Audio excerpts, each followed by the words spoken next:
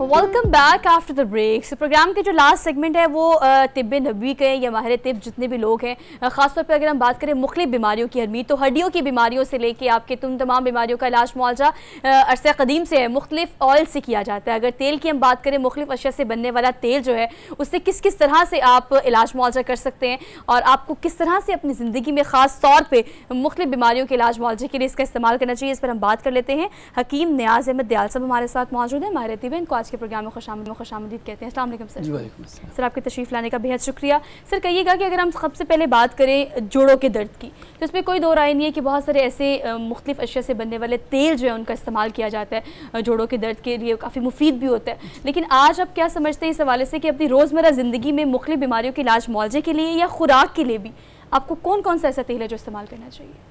बिस्मिल्लाहिर्रहमानिर्रहीम। मैं आपका बहुत मशकूर हूँ कि आपने मुझे ये मौका फ़राहम किया, मैं अपने नाज़रीन को जो प्रॉपर और मुफीद मालूमात वो फ़राहम कर सकूँ। तेल के हवाले से सबसे पहले तो एक ये गलत फहमी कि आज चूँकि मीडिया का दौर है, वो तमाम मालूमात जो आज सोशल मीडिया पे वायरल हैं, ये सदियों से पहले भी जो इसी तरह ही जो हमारे तिबा कराम हैं उनकी तहकीकात और उनके तजर्बात का निचोड़ हैं। तो ये तमाम जितने भी तेल या जितने भी अशिया हैं, ये जितने भी जड़ी बूटियाँ हैं, ये सारे उस वक्त भी इतने ही मुफीद और इसी तरीके से वो इस्तेमाल हुआ करते थे। बिल्कुल ठीक। तो जहाँ तक आपके सवाल का जवाब है कि तेल जो हैं ये हमारे जिस्म की एक लाजमी ज़रूरत है।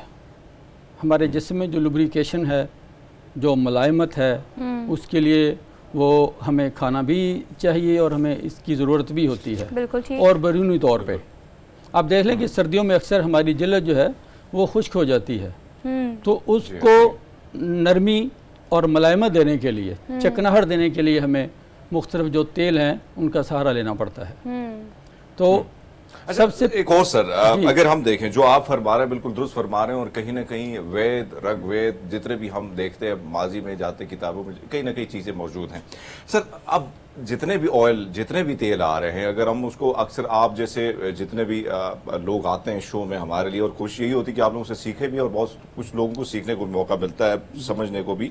सर तेल प्राइस जो है हर चीज़ की बड़ी ज़्यादा हो गई। अब कहा जाता है कि भाई जैतून तेल में आप खाना बनाए तो वो भी बड़ा मुश्किल हो गया। तो क्या ऐसा कोई तरीका है कि हाँ कुछ थोड़ा बहुत मिक्स करके, जिस तरह देसी घी का तड़का लगा के हल्का सा देसी घी के एक ड्रॉप डाल लेते हैं, खुश हो जाते हैं कि देसी घी में बनाया, तो कुछ इसका कोई फ़ायदा होता है सर?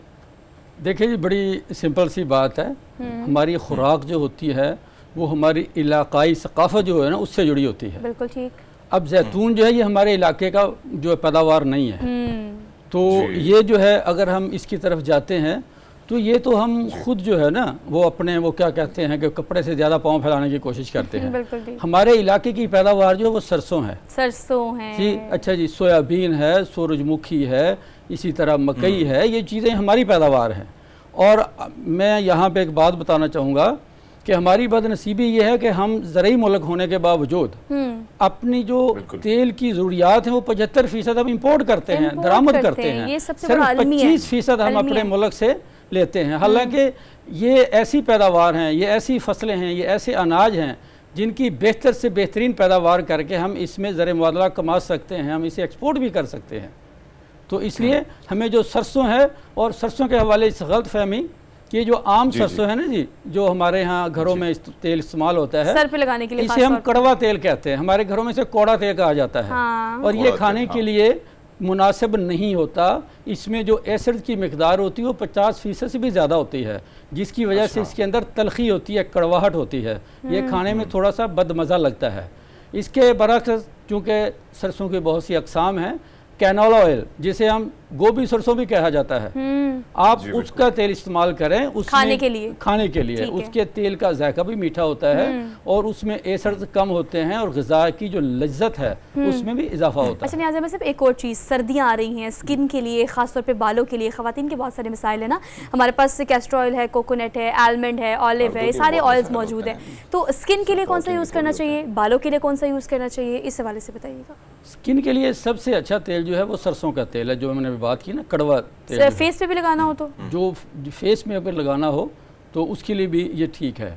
लेकिन आम तौर पे जो चूँकि हमारे ये जो ब्यूटिशियन हजरात हैं, ये जो मीडिया वाले सोशल मीडिया पे जो चीज़ें वायरल होती हैं वो आम तौर पे नारियल के तेल को ना ज़्यादा अहमियत प्रेफर करते हैं। हाँ जी, हालांकि ऐसा कुछ नहीं है। नारियल का तेल अगर आप मुसलसल बालों में इस्तेमाल करें तो आपके बाल वक्त से पहले सफ़ेद होना शुरू हो जाते हैं। अच्छा। वो आपकी बालों की जड़ों में ऐसे मादे पैदा कर देते हैं जिसमें बालों में सफेदी आनी शुरू हो जाती है। लेकिन कहा तो ये जाता है कि बालों की जो आपने देखी होगी, आप जो बात करें हम यानी ये सरसों का तेल बड़ा आम था और बड़ा आम इस्तेमाल होता था, लेकिन अब हम आहिस्ता आहिस्ता देख रहे हैं कि कहीं ना कहीं तेल तो है लेकिन लोग जो हैं फिर वो स्मेल से भागना शुरू कर देते हैं। नई जनरेशन है, उनको खुशबू वाले तेल बड़े ज्यादा अच्छे लगते हैं। ये कितना बड़ा नुकसान है? क्या इसका मसाज आफ्ते में, अगर नई जनरेशन है उनको चाहिए खुशबू वाले तेल जिस तरह मुख्तलिफ फ्लेवर्स में आए हुए हैं, तो ऐसे में ये तेल जो है सरसों वाला, इसका अगर नहीं करना चाहे तो आफ्ते में कितना इस्तेमाल होना चाहिए ताकि कुछ ना कुछ बाल आपके बेहतर रहे? देखिए जी, इसके लिए एक बेहतरीन बात तो ये है कि ये जो मालिश या मसाज